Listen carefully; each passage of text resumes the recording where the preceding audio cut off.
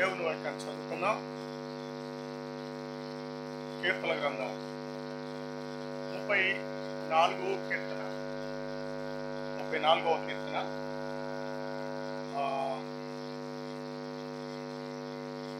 12వ వచనం. బ్రతుక గోరువాడు ఎవడైనా ఉన్నాడా? మేలు నొందుచు అనేక జనములు బ్రతుక గోరువాడు ఎవడైనా ఉన్నాడా అని చదివి ఇక్కడ అన్నాడు, బ్రతుక గోరువాడు ఎవడైనా ఉన్నాడా? మేలు నందుచు అనేక దినములు బ్రతకాలని ఎవరికైనా ఆశ ఉందా? మేలు పొందుచు అనేక దినాలు. మేలు పొందుచు అంటే ఇక్కడ నేను ఏమని దీనిపైన హెడ్డింగ్ రాసుకున్నానంటే, భవిష్యత్తును గురించి లేదా భవిష్యత్తులో ఆశీర్వాదకరంగా ఉండాలి అంటే ఏం చేయాలి? భవిష్యత్తు ఆశీర్వాదకరంగా అంటే ముందు రోజులు ఆశీర్వాదకరంగా ఉండాలి అంటే ఏం చేయాలి?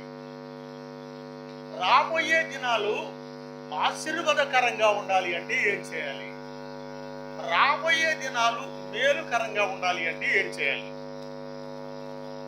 ఎప్పుడప్పుడే ఆలోచన చేసుకోవడం కాదు కదా. ముందు రోజుల సంగతి ఏందో ఆలోచన చేయాలిగా. ముందు రోజుల్లో ఏం జరగబోతా ఉంది, దాని గురించిన ఆలోచన ఏంటి, రాబోయే సంగతుల గురించి. ఇక్కడ అన్నాడు, బ్రతక గోరువాడు ఎవడైనా ఉన్నాడంటూ మేలు నందుచు బ్రతకాలి. బ్రతుకు దినములు అన్నిట మేలు అనుభవిస్తూ బ్రతకాలి. అయితే ఏం చేయాలి? మేలు అనుభవిస్తూ బ్రతకాలి, ఆశీర్వాదకరంగా బ్రతకాలి.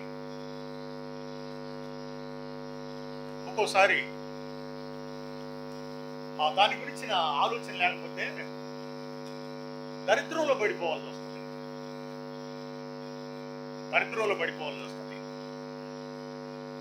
దరిద్రం నుండి తప్పించుకోవాలి అంటే ముందు భవిష్యత్తుల గురించి ఆలోచన చేయాలి, రాబోయే దినాల గురించి ఆలోచన చేయాలి. ప్రతి క్రైస్తవుడు ముందు రోజుల గురించి ఆలోచన చేయాలి.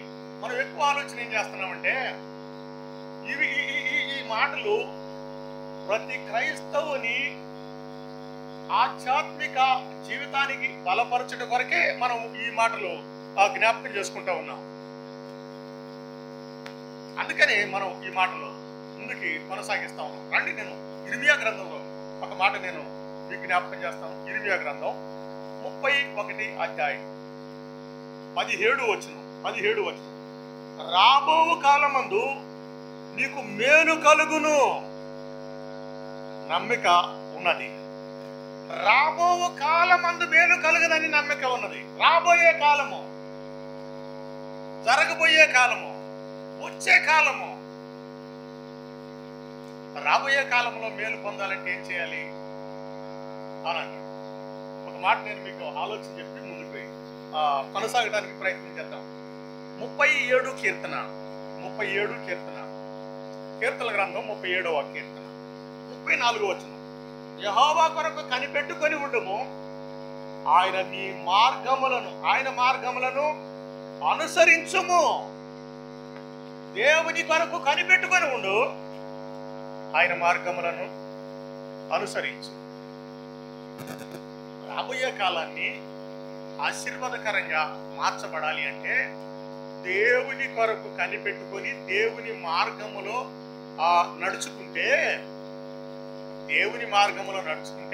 రాబోయే దినాలు ఆశీర్వాదకరంగా ఉంటాయి. రాబోయే దినాలు ఆశీర్వాదకరంగా ఉండాలి అంటే దేవుని కొరకు కనిపెట్టుకొని, ఇక్కడ అన్నాడు, యెహోవా కొరకు కనిపెట్టుకొని ఉండుము, ఆయన మార్గములను అనుసరించుము. బైబిల్ గ్రంథం చదువుతా ఉన్నాం లేదా వింటా ఉన్నాం. దేవుని వాక్యం వింటా ఉన్నాం. దేవుని వాక్యం విని దేవుని వాక్యములో నుండి ఏమి నేర్చుకుంటున్నారు క్రైస్తవులు? దేవుని వాక్యములో నుండి విని ఏమి నేర్చుకొని వారి జీవితాలను ఆశీర్వాదకరంగా మార్చుకుంటున్నారు.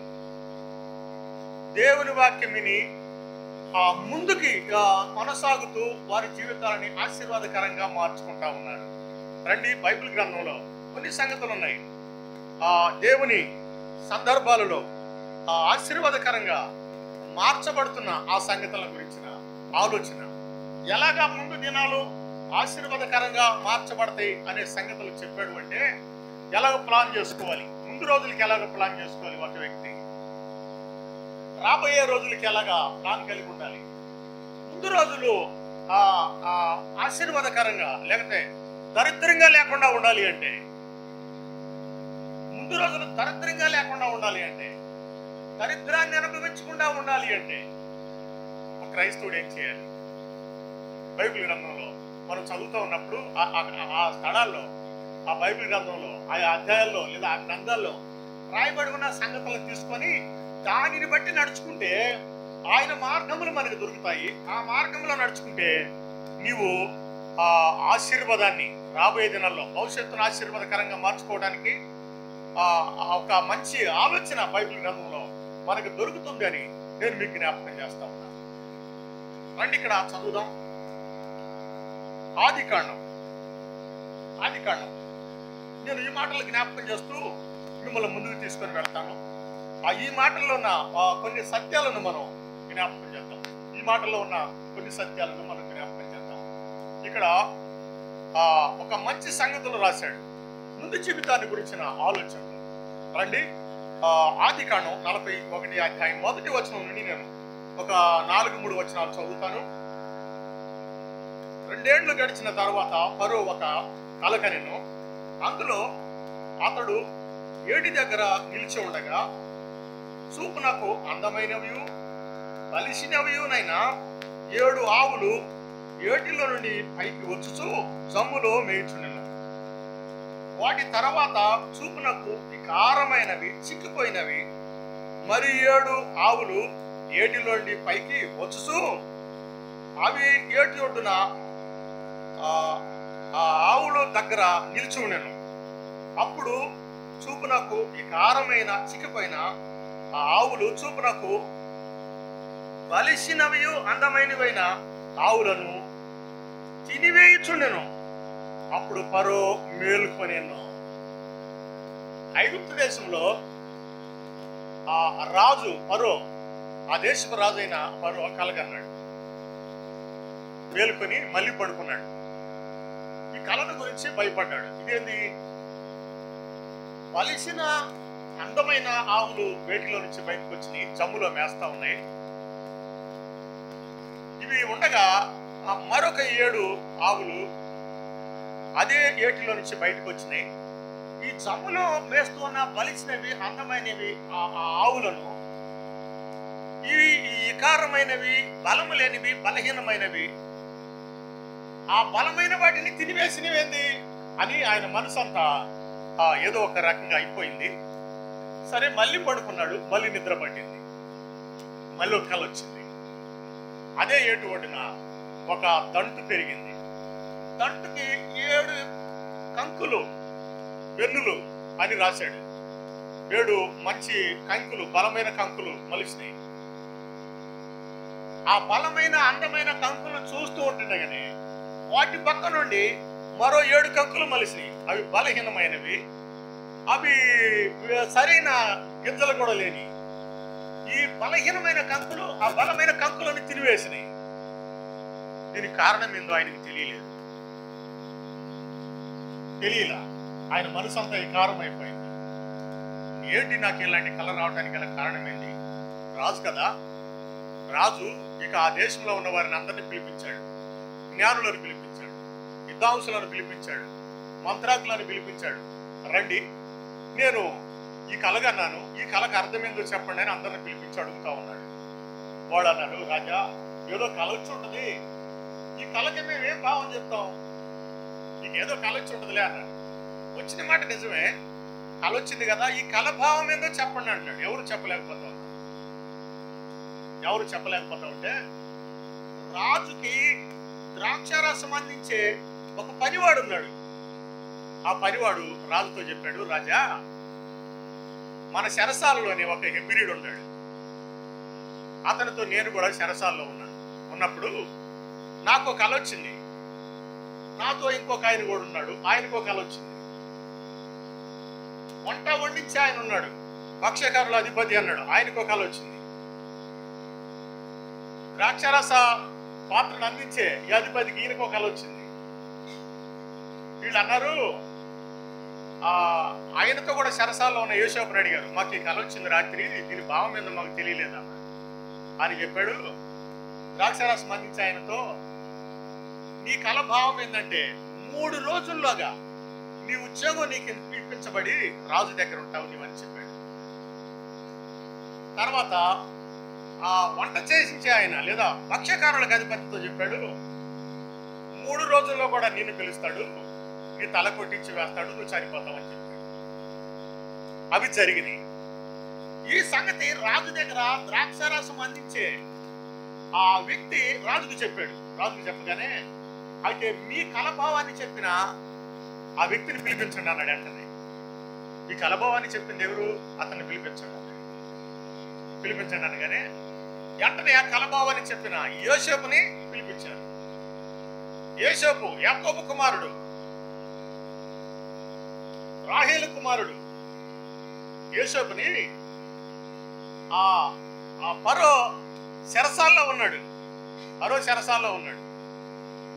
చెరసాల్లో ఉంటే ఆయన చాలా కాలం నుంచి చెరసాల్లోనే ఉంటున్నాడు. గడ్డం పెరిగింది, మాసిపోయిన బట్టలు వేసుకొని ఉన్నాడు. ఉంటే ఆయన్ని పిలిపించి ఆ వెంటనే ఆ గడ్డం గీకించి మంచి బట్టలు వేశారు. రండి ఆ వచనం చదువుదాం. ఆదికాండం 41 అధ్యాయం 14వ వచనం. ఫరో యోసేపుని పిలిపించాను కాబట్టి చెరసాలలో నుండి అతన్ని త్వరగా రప్పించి అతడు సౌరవు చేయించుకొని మంచి బట్టలు కట్టుకొని ఫరో యొద్దకు వచ్చాను. రాజు యొద్దకు వచ్చేసాడు. రాజు దగ్గరకు వస్తే రాజు అడిగాడు, నాకు ఇలాంటి కల వచ్చింది,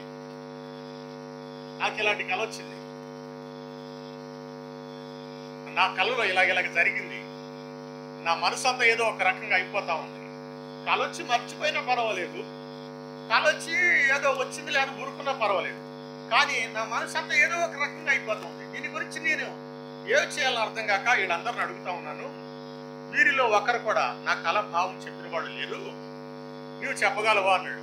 ఆయన అన్నాడు, నేను కాదు చెప్పేది, నా దేవుడు ఫరోకి ఆ సమాధానం చెప్తాడు అని చెప్పాడు. ఆయన ఏమన్నాడు, నేను చెప్తాను, నేను మనగాడిని అని చెప్పలేదు. ఏమన్నాడు ఆయన, నా దేవుడు ఫరోకి కావలసిన సంగతులను అందిస్తాడు అన్నప్పుడు ఫరో చెప్పాడు, ఇదిగో ఇలాగ నా కలలో ఒక 7 బలిసిన ఆవులు కనిపించినాయి, తర్వాత బలహీనమైన 7 ఆవులు కనిపించినాయి. బలిసిన ఆవులను బలహీనమైన ఆవులు తినివేశాయి. 7 బలమైన కంకులు కనిపించినాయి, 7 బలహీనమైన కంకులు కూడా కనిపించినాయి. ఈ బలహీనమైన కంకులు ఆ బలమైన కంకులను తినివేసినాయి. దీని భావం చెప్పమంటే ఎవరు చెప్పలేదు, నీవైనా చెబుతావు అని పిలిపించాను. అప్పుడు అన్నాడు, 2 కళలు కాదు, ఒకే కళ ఒకటే, భావం కూడా ఒకటే అన్నాడు ఆయన. కళ ఒకటే, భావం కూడా ఒకటే, వాక్యం ఒకటే, చదువుకుంటా ఉన్నాం, వింటా ఉన్నాం. దేవుడు ఒక్కడే, దేవునికి నరులకు మధ్యవర్తి ఒకడే, ఆయన క్రీస్తు యేసును నరుడు. ఆయన మనందరి కొరకు ప్రాణం పెట్టినవాడు. ఆయన ఈ సంగతులను మనకి జ్ఞాపకం చేస్తా ఉన్నాడు. ఏమంటా ఉన్నాడంటే, ఆ సంగతులు చెప్పగానే యోసేపు ఇలాగా సమాధానం ఇచ్చాడు. రండి నేను ఆ మాటలు ఇక్కడ చదువుతాను. ఆదికాండం 41 అధ్యాయం 28వ వచనం చదువుదాం. 28వ వచనం. ఇదిగో ఐగుప్తు దేశం అంతటను బహు సమృద్ధిగా పంట పండు 7 సంవత్సరములు వస్తున్నవి, మరియు కరువు గల 7 సంవత్సరములు తర్వాత వచ్చును. ఎలా వస్తాయంట? సమృద్ధి గల 7 సంవత్సరములు వస్తాయి. తర్వాత ఏమొస్తాయి? కరువు గల 7 సంవత్సరాలు వస్తాయి. చాలా కాలం నుంచి వాక్యం వింటున్నాం, బైబిల్ చదువుతున్నాం, ప్రార్థనకి వెళ్తున్నాం.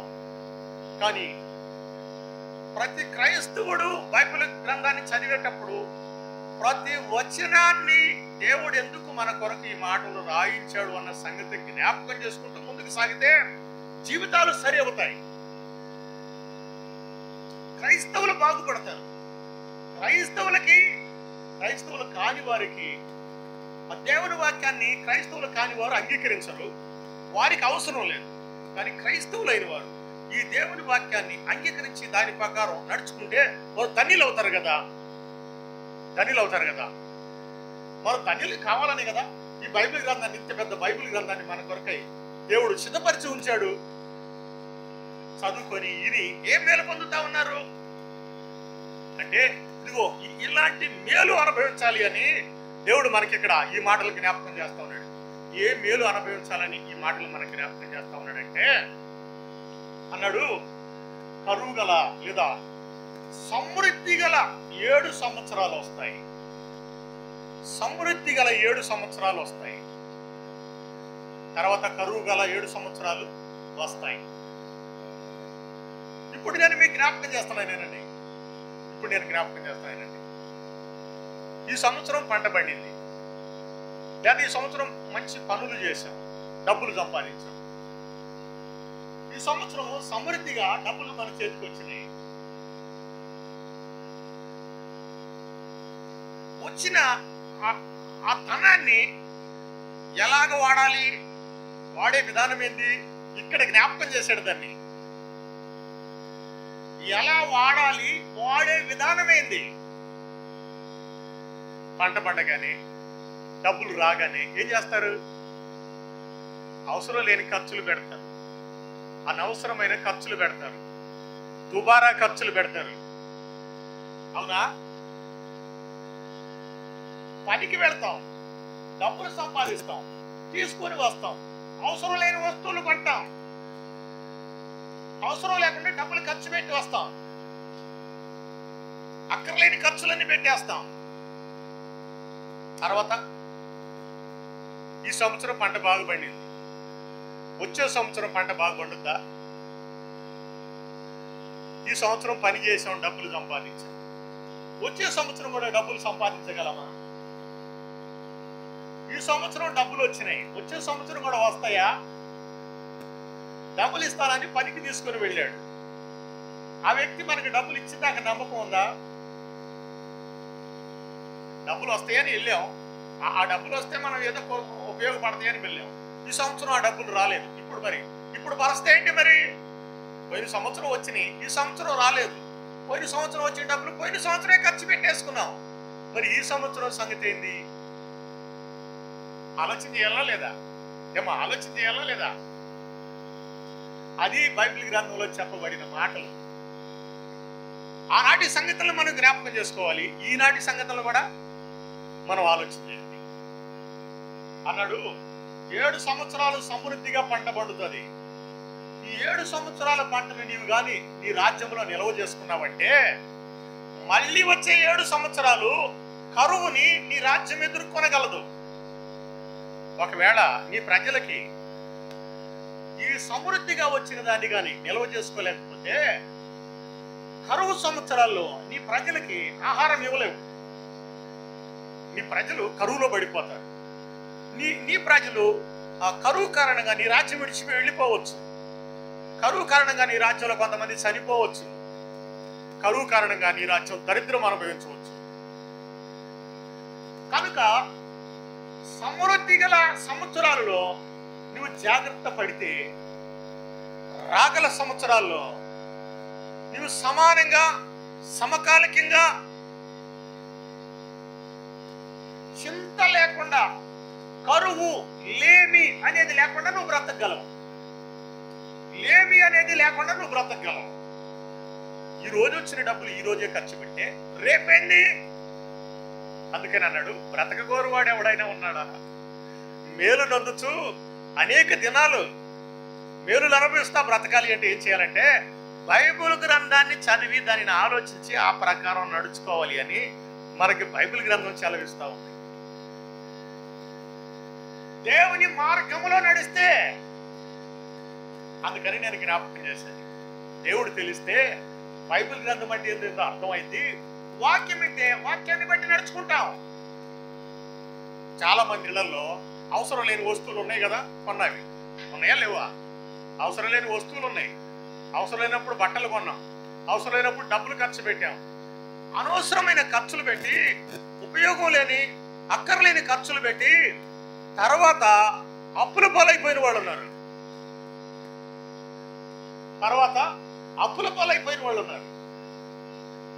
ఫరోకి యోసేపు ఒక మంచి మాట చెప్పాడు. ఫరో, ఈ 7 సంవత్సరాలు నువ్వు జాగ్రత్త పడకపోతే వచ్చే 7 సంవత్సరాలు నువ్వు అనుభవించే కరువు అంతింత కాదు. ఉన్నప్పుడు ఖర్చు పెట్టుకొని లేనప్పుడు లేమి అనుభవించే వాళ్ళు ఎంతమంది ఉన్నారు?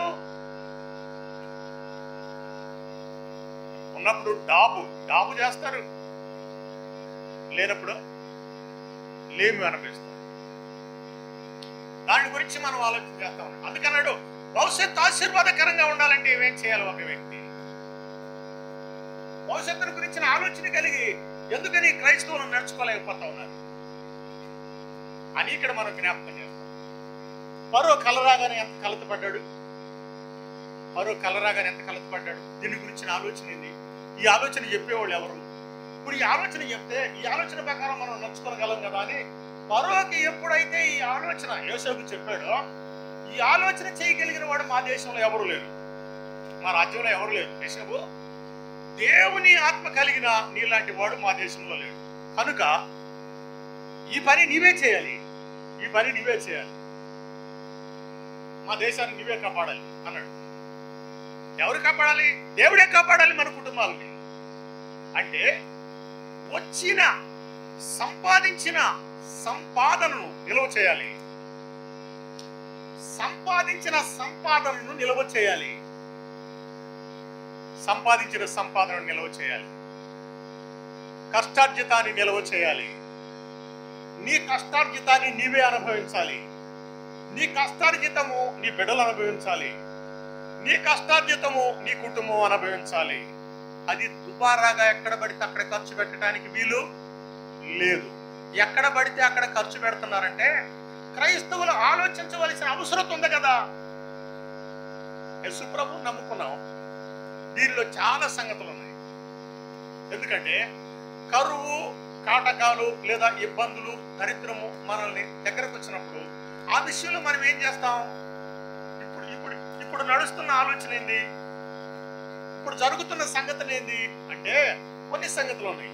ఎలా చేస్తారంటే, ఇప్పుడు ఉన్నప్పుడు ఖర్చు పెడతారు, సంపాదించి ఉన్నప్పుడు ఖర్చు పెడతారు, లేనప్పుడు ఏం చేస్తారు?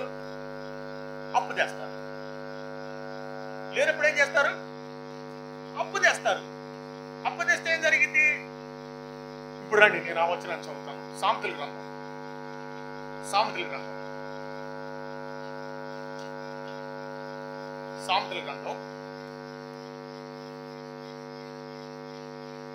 22వ అధ్యాయం 7వ వచనం. సామెతల గ్రంథం 22వ అధ్యాయం 7వ వచనం చదువుతాం. అప్పు చేస్తే ఏమైంది? 7వ వచనం. ఐశ్వర్యవంతుడు పేదల మీద ప్రభుత్వము చేయును, అప్పు చేయవాడు అప్పిచ్చిన వానికి దాసుడగును. ఏం జరిగిందంట? అప్పు చేసిన వాడు అప్పిచ్చిన వానికి దాసుడవుతాడు. నిజమేనా? అప్పు చేయడానికి ఎన్ని రకాల సందర్భాలు ఉన్నాయి? అప్పులు చేయడానికి ఇప్పుడు ఈ రోజుల్లో అప్పు చేయడానికి ఎన్ని రకాలుగా వీలుంది? ప్రతి ఒక్కడికి అప్పు ఉందిగా. అప్పు లేని మనిషి ఉన్నారా? అప్పు లేని కుటుంబం ఉందా? ఇప్పుడు లేదు కదా. ఏమా లేదుగా. ఎలాగ లేదంటే డ్వాక్రాలో అప్పు ఉండారా లేదా? డ్వాక్రాలో ప్రతి కుటుంబం అప్పు కట్టాల్సిందే. డ్వాక్రా డబ్బులు ఎన్ని వస్తాయి? ₹1,00,000 వస్తాయి అనుకున్నాం. ₹1,00,000 ఎన్ని రోజులు ఉంటాయి? వారం ఉంటే బాగుంటే 10 రోజులు ఉంటాయి. ఎంత తర్వాత ఎన్ని సంవత్సరాలు కట్టాలా? మళ్ళీ తిరిగి కట్టాలా లేదా? కట్టాలా, మళ్ళీ తిరిగి కడతా ఉండాలి. డ్వాక్రాలో కూడా ఎన్ని రకాలుగా అప్పులు తీసుకోవడానికి వీలుంది? నేను చెప్తా ఉండండి. నా దగ్గర నాకు తెలిసింది చెప్తున్నాను. ఇది వాస్తవం అని కాదు, వాస్తవం కాదు, డోక్రాలో మళ్ళీ స్త్రీనిధి అనేది ఉందా? డోక్రా లోన్ కాక స్త్రీనిధి అనేది ఉందా? మళ్ళీ గ్రామిక సంఘం అని ఉందా అమ్మా? ఉందా? ఉందా లేదా? స్త్రీనిధి ఉంది, మళ్ళీ గ్రామిక సంఘం ఉంది అప్పులు చేయడానికి. మళ్ళీ ఉన్నత లోన్ అని ఉందా? మళ్ళీ పొదుపు సంఘంలో నుంచి తీసుకోవచ్చు అని ఉందా? ఇప్పుడు ఎన్ని రకాలు ఉంది? 1 2 3 4 5 రకాలుగా తీసుకోవటానికి ఉంది. డోక్రాలోనే అప్పులు తీసుకోవడానికి 5 రకాల అవకాశాలు ఉన్నాయి. ఇంకా హౌసింగ్ లోన్ అని ఉంది. హౌసింగ్ లోన్ తీసుకుంటే ఏమైంది మరి? ఏమా ఇప్పుడు తీరుతారులే, కానీ ఇప్పుడు హౌసింగ్ లోన్లో ఇప్పుడు ప్రైవేట్ బ్యాంకులు ఇస్తున్నారుగా. ప్రైవేట్ బ్యాంకులు అప్పులు ఇవ్వట్లా హౌసింగ్కి. ఇంటి మీద లోన్ ఇవ్వట్లేదా? ఇంటి మీద లోన్ ఇస్తున్నాడు. ఇంటి మీద లోన్ ఇస్తే అది ఎలా లోన్ ఇస్తాడు? నెల నెల వాళ్ళకి డబ్బులు కట్టాలి. నెల నెల వాళ్ళకి డబ్బులు కట్టాలి. నెల నెల డబ్బులు కట్టాలంటే నెల నెల డబ్బులు కట్టడంలో ఏదైనా ఒక నెల కట్టలేకపోతే సరే ఈసారి ఏదో మిస్ అయ్యాడు అనుకుంటారు. మళ్ళీ 2వ నెల కూడా కట్టకపోతే ఏం చేస్తాడు? ఇంటికి వచ్చి తాళం వేస్తాడు. ఇంటికి వచ్చి తాళం వేస్తాడా లేదా? అప్పుడు ఎట్లుంటది? అప్పుడు ఎట్లుంటది? అప్పు చేసిన వాడు అప్పిచ్చిన వానికి దాసుడయ్యాడా? ఇంటికి తాళం వేయడానికి కారణం ఏంది? డబ్బు సంపాదించినప్పుడు నీ చేతుల కష్టార్జితం నీకు వచ్చినప్పుడు దానిని జాగ్రత్త చేసుకుంటే, దాన్ని నిల్వ చేసుకుంటే, భవిష్యత్తును గురించిన ఆలోచన నీకుంటే, అక్కడ దుబారా చేయకుండా ఉంటే ఇక్కడ నీ జాగ్రత్త పడతావు కదా. ఇక్కడ నీ ఇంటికి తాళం పడదు కదా. ఇక్కడ నీ అప్పువాడు నిన్ను దాసుడిగా చేసుకోడు కదా. మా భవిష్యత్తును గురించి ఆలోచన ఉందా లేదా బైబిల్ గ్రంథంలో? ఏమింటున్నారు వాక్యాన్ని మరి?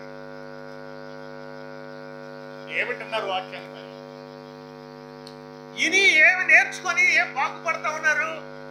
రండి, ఇదే సంగతులు నేను మీకు జ్ఞాపకం చేస్తాను. ఇంకో మాట, రాజులు 2వ గ్రంథం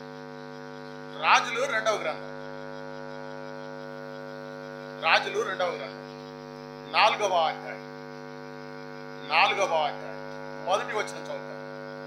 1వ వచనం. అంతటా ప్రవక్తల శిశువులలో ఒకని భార్య, నీ దాసుడైన నా పెనిమిటి చనిపోయాను. అతడు యెహోవాయందు భయభక్తులు గలవాడని నీకు తెలిసే ఉన్నది. ఇప్పుడు అప్పులవాడు నా 2 కుమారులను తనకు దాసులుగా ఉండుటపై వారిని పట్టుకొని పోవుటకు వచ్చి ఉన్నారు. ఎవరాయనంటే ప్రవక్తల శిశువులలో ఒకడు దేవుని యందు భయము భక్తి కలిగిన వాడే. అయితే అప్పులు చేశాడు. దేవుని యందు భయము భక్తి కలిగిన వాడే కానీ అప్పులు చేశాడు. అప్పులు చేసి చనిపోయాడు. చనిపోతే ఏం జరిగింది? అప్పులు వాడు వచ్చి ఏమన్నారంటే, మా కాడ జీతానికి కుందుకొని రమ్మని పిల్లలను తీసుకుపోతున్నారు. జీతానికి కుందుకొని రమ్మని పిల్లలను తీసుకుపోవటానికి వచ్చారు. ఒక మాట చెప్పాడు అప్పు గురించి. క్రైస్తవులకు ఒక మాట చెప్పాడు. రండి, నేను ఈ మాట ఇక్కడ జ్ఞాపకం చేస్తాను. ఈ మాట జ్ఞాపకం చేస్తాను. అప్పు గురించి ఏం చెప్పాడు? ద్వితీయోపదేశకాండం 15వ అధ్యాయం. 15వ అధ్యాయం.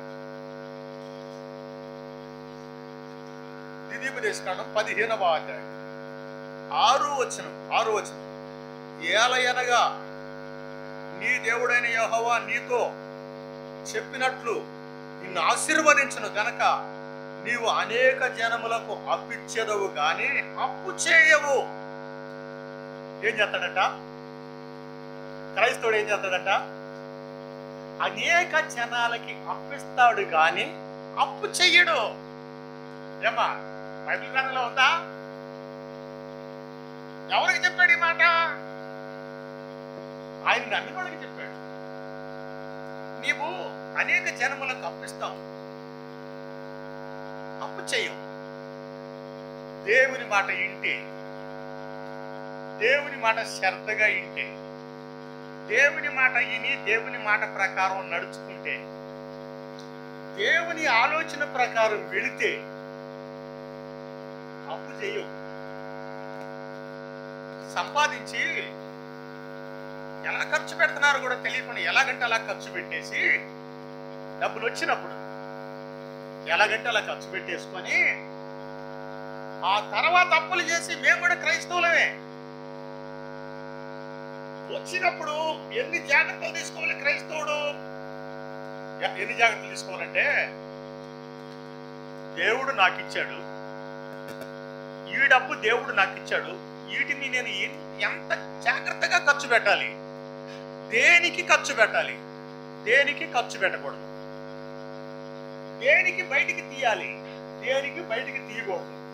ఈ డబ్బు దేనికి దేవుడు ఇచ్చిన దాన్ని దేనికి ఉపయోగిస్తాం? దేవుడిచ్చిన దాన్ని దేనికి ఉపయోగిస్తాం? జాగ్రత్త ఉండాలా లేదా? ఇష్టానుసారంగా ఏది దేవునికి ఇష్టం కాదో దానికి దేవుడిచ్చిన దాన్ని ఖర్చు పెట్టడానికి వీల్లేదు. ఒక క్రైస్తవునికి దేవుడే ఇస్తాడని నమ్ముతాం. అయ్యా దేవుడు భలే పంటనిచ్చాడయ్యా ఈ సంవత్సరం అన్నాం అంటే దేవుడు ఇచ్చాడు అంతేగా. దేవుడు మాత్రం దేవుడు దయ వల్ల పంట బాగా పండింది సంవత్సరం, దేవుడు దయ వల్ల పండిందిగా. దేవుడు దయ వల్ల పండిందని మరి ఎంత జాగ్రత్త చేసుకోవాలా? దేవుడిచ్చిన దాన్ని ఎంత జాగ్రత్తగా ఖర్చు పెట్టాలి? ఆ భయము ఆ భక్తితోనే ఖర్చు పెట్టుకోవాలి కదా. నీ ఇష్టానుసారంగా నా ఇష్టానుసారంగా చేయడానికి వీల్లేదు కదా. దేవుని అడిగి అడిగి అడిగి ఖర్చు పెట్టాలి. ప్రభా నేనేం చేయాలి, ఇది చేయొచ్చా, ఇది చేయకూడదా, దేవుని చిత్తమో కాదు, ఎరిగి పని చేయటం మంచిది. ఇష్టానుసారంగా ఖర్చు పెట్టుకొని మేము కూడా దేవుని నమ్మిన వాళ్ళమే, చూడండి దేవుడు మమ్మల్ని ఎలా చేశాడని దేవుని నామం దూషించబడేలాగా చేయకూడదు. ఏమన్నాడు? అప్పు ఇస్తావు కానీ అప్పు చేయవు. అవునా? మరి అప్పులు చేయట్లేదా? అప్పు చేస్తున్నాం అంటే సంగతి ఏంది? దేవుని మాట కొంత తినటం లేదేమో, ఏదో కొంత తినటం లేదు. ఇంటే అప్పు చేయాల్సిన అవసరం రాదు. వస్తుందంటే కారణం ఏంటి? దేవుని మాట ఎంతో కొంత తినటం లేదు, అసలు వినటం లేదో. మరి ఇది మనం సరిగా అర్థం చేసుకోవాలని మీకు జ్ఞాపకం చేస్తా ఉన్నా. ఒకవేళ అప్పు చేసాము, అప్పు తీర్చకపోతే ఏమన్నట్టు? అప్పు చేసాం, నా ఇష్టం వచ్చినప్పుడు ఇస్తాబో అంటే ఏమన్నట్టు? ఆ ఈయనబో ఈ శాతం ఎందుకు చేసుకో అంటే ఏమన్నట్టు? ఏమంటారు? అట్ట అంటారా? ఉన్నారు అట్ట అనేవాళ్ళు. నేను ఈయను నీ శాతం ఎందుకు చేసుకోపో అనేవాళ్ళు లేరా? లేరు అసలు. ఉన్నారా? ఉన్నారా లేరా? ఉన్నారు. నేను ఈయనబో నీ శాతం చేసుకో. క్రైస్తవులు యేసు ప్రభు నమ్మిన వాళ్ళు అనొచ్చా ఈ మాట? ఈ మాట అనొచ్చా? యేసు ప్రభు నమ్మిన వాళ్ళు అప్పు తీసుకోవాలి, మళ్ళీ ఇవ్వాలి. ఒకవేళ తీసుకుంటాం అవసరం వచ్చినప్పుడు, తప్పలేదు. ఏదో మిస్ అయ్యాం, అప్పు చేసాం, తిరిగి మళ్ళీ చెల్లించాలి. నేను ఈయనపో నీ శాతం చేసుకోమని అనడానికి ఎవరికి? నాకైనా వీల్లేదు, నీకైనా వీల్లేదు.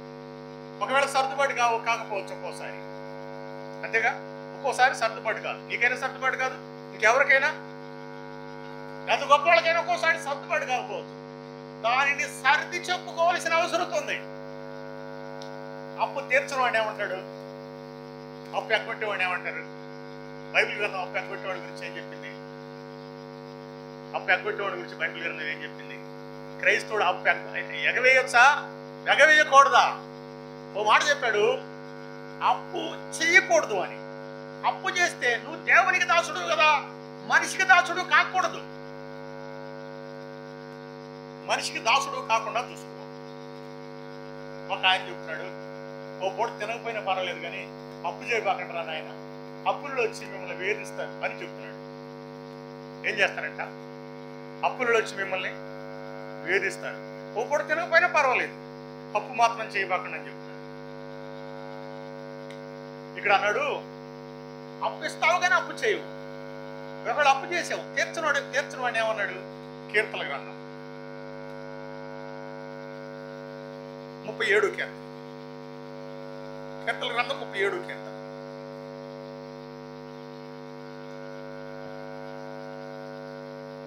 కీర్తన గ్రంథం 37 కీర్తన 21 వచనం. భక్తిహీనులు అప్పు చేసి తీర్చకుందురు. ఎవరంట? అప్పు చేసి తీర్చిన వాడేవాడు? భక్తిహీనులు క్రైస్తవులు కాదు. క్రైస్తవులైతే తప్పనిసరిగా తీర్చాల్సిందే. భక్తిహీనులు అప్పు చేసి తీర్చకుందురు. యేసు ప్రభువారు మన కొరకై అది చేసిన ఆ త్యాగాన్ని ఇక్కడ రాశాడు. ఎవరు రాశాడంటే, రండి నేను మీకు జ్ఞాపకం చేస్తాను. దీనిలో నుండి జ్ఞాపకం చేస్తాను. కొరింథీయులకు రాసిన 2వ పత్రిక 8వ అధ్యాయం 9వ వచనం. మన ప్రభు అయిన ఆ యేసుక్రీస్తు కృపను ఎరుగుదురు కదా, ఆయన ధనవంతుడై ఉండి మీరు తన దారిద్ర్యం వలన మీరు ధనవంతులు కావాలనని మీ నిమిత్తమై దరిద్రుడు ఆయన. ఎందుకని దరిద్రుడిగా కనిపించాడు లోకంలో? ఆయన ధనవంతుడు, ఆయన శ్రీమంతుడు. ఆయన మన కొరకు మనలను ధనవంతులుగా చేయవలనని మన కొరకై ఆయన దరిద్రుడిగా మారిపోయాడు. ఆయన అంటాడు, నక్కలకు బొరియలు కలవు, ఆకాశ పక్షులకు గూళ్ళు కలవు, మనిషి కుమారుడికి తలవాల్చడానికి కూడా స్థలం లేదు. శిలువలో ఆ సమస్తాన్ని విడిచిపెట్టాడు. ఆయన ఇంకేమీ లేదు. సమస్తాన్ని విడిచిపెట్టాడు. ఆయన ఏమి లేదు. ఒంటరి వానిగా, ఏమీ లేని వానిగా ఆయన గురించి రాస్తాడు. ఆయన మనిషిని పోలికగా పుట్టి దాసుని స్వరూపాన్ని ధరించుకొని ఆ రిక్తునిగా తగ్గించుకొని శిలువ మరణం పొందినంతగా రిక్తునిగా అంటే ఏమీ లేనివానిగా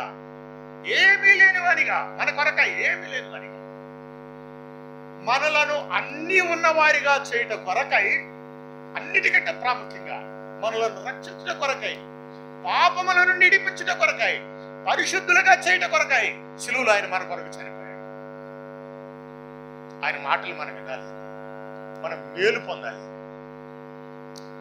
మేలు పొందాలి అని.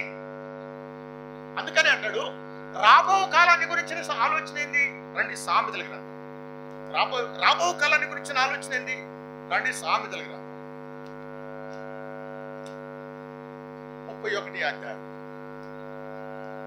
31వ అధ్యాయం 25 వచనం. 31వ అధ్యాయం 25 వచనం.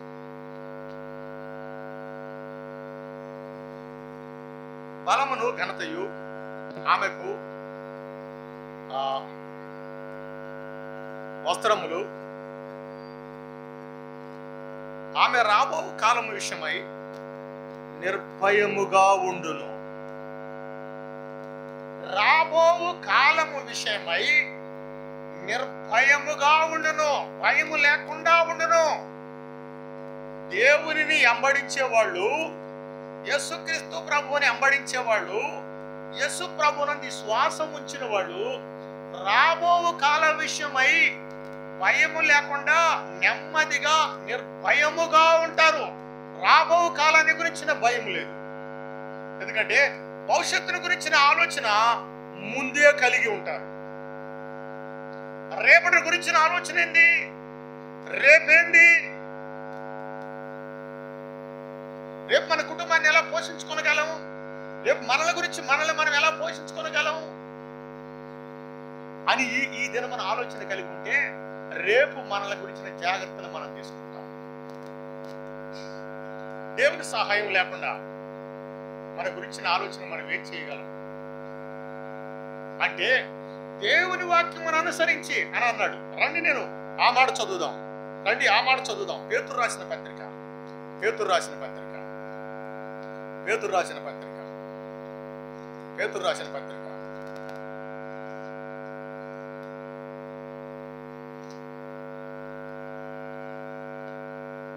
మొదటి పత్రిక 5వ అధ్యాయం 6వ వచనం. పేతురు రాసిన మొదటి పత్రిక 5వ అధ్యాయం 6వ వచనం. దేవుడు తగిన సమయమున మిమ్మును హెచ్చించినట్లు ఆయన బలిష్టమైన చేతి కింద దీన మనుషులై ఉండుడి. తగిన తగిన కాలమున. కొంతమందికి ఐశ్వర్యవంతులు కావాలని ఉంది, కొంతమందికి గొప్పవాళ్ళు కావాలని ఉంది. ఆయన ఏమన్నాడు తెలుసా? తగిన కాలమున నేను మిమ్మల్ని హెచ్చిస్తా. దేవుని బలమైన హస్తము కింద దీన మనస్కులై ఉండండి. చివరి మాట చదువు, చివరి మాట ద్వితీయోపదేశకాండం 28 అధ్యాయం. ద్వితీయోపదేశకాండం 28 అధ్యాయం. ద్వితీయోపదేశకాండం 28 అధ్యాయం మొదటి వచనం. నీ దేవుడైన యెహోవా మాట శ్రద్ధగా విను. నేడు నేను నీకు ఆజ్ఞాపించుచున్నాను.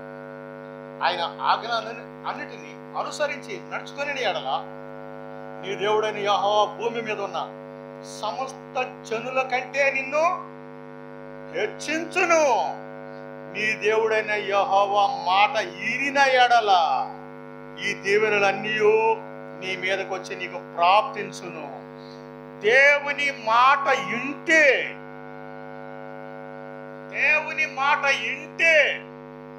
ఈ దీవెనలన్నీ నీ మీదకి వచ్చి నీకు ప్రాప్తిస్తాయి. వాక్యం ఏంది? దేవుని మాట ఇంటే. డబ్బులు వచ్చినప్పుడు దేవుని మర్చిపోతారు కదా, మరి కాసి డబ్బులు జేబులో దేవుని మర్చిపోతారు. అన్ని సమయాలలో ఒకే రకంగా వ్యక్తి ఉండగలిగితే, దేవుని జ్ఞాపకం చేసుకుంటే, సంపాదించిన సంపాదనలో దేవుని జ్ఞాపకం చేసుకొని, ప్రభా ఈ డబ్బులు నేను దుబారాగా ఖర్చు పెడితే, ఈ నీవిచ్చినవి నేను దుబారా ఖర్చు పెడితే మళ్ళీ సంపాదించగలనా? నేను అప్పులు చేస్తే నీకు అవమానం అవుతుందేమనే, ఉన్న వాటినే నేను జాగ్రత్త చేసుకుంటే నాకు నా కుటుంబానికి మంచిది కదా అని మంచి ఆలోచన చేసి యేసుక్రీస్తు శిలువ వైపు చూస్తూ ముందుకు కొనసాగితే జీవితాలు ఆశీర్వాదకరంగాను భవిష్యత్తు దీవెనకరంగాను ఉంటుందని యేసుక్రీస్తు ప్రభు వారి పేరట ఈ మాటలు మనం చేస్తాం. ముగిస్తా ఉన్నాను. ప్రార్థన చేద్దాం. ప్రార్థన.